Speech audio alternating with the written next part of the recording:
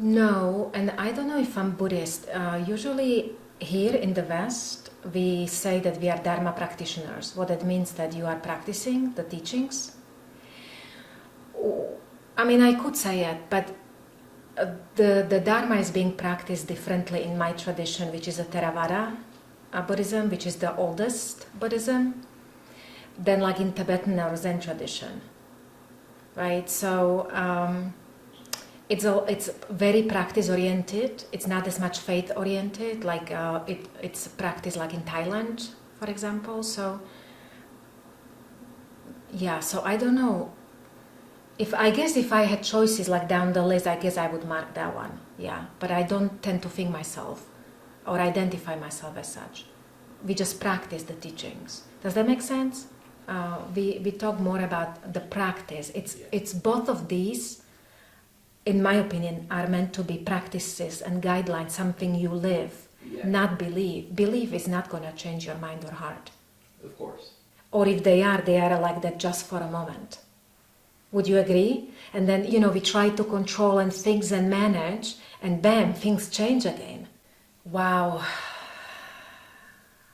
What does Buddhism do for this community?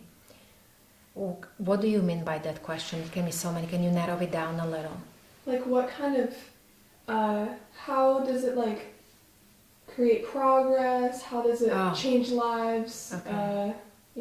Great question. People? Wow, there is so many Buddhist organizations that do so many good things, but just a super practical things. We follow precepts. There are 5. They are similar to Christian precepts actually, right? And we call that part of the practice is that we purify our ethical conduct, right? So we call it that you start developing virtue or ethical integrity. And so the first precepts or training is that you start training in refraining, intentionally taking life. And that means all breathing beings.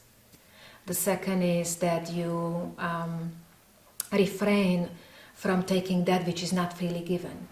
So it's not just stealing, it's also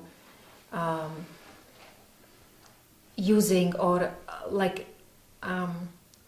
you start questioning, do I want it or do I really need it?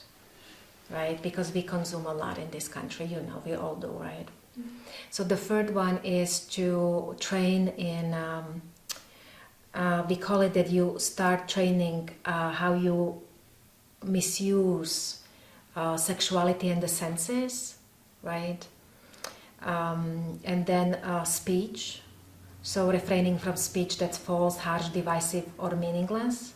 And the last one, and that's an interesting one, you refrain from intoxicants because, and that can be also like too much TV, it's not just drugs, right? Because we make mistakes, we cannot be as mindful, we harm. So the whole Buddhism rests on this concept of do no harm.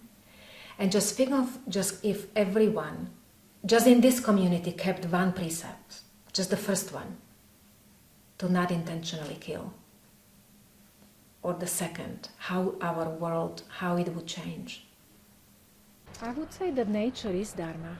Because when you observe nature, you observe how everything works. We just make like everything more artificial, but nature teaches you about change, about interdependency. I mean, nature is Dharma. And I just love it. I think our planet is absolutely beautiful.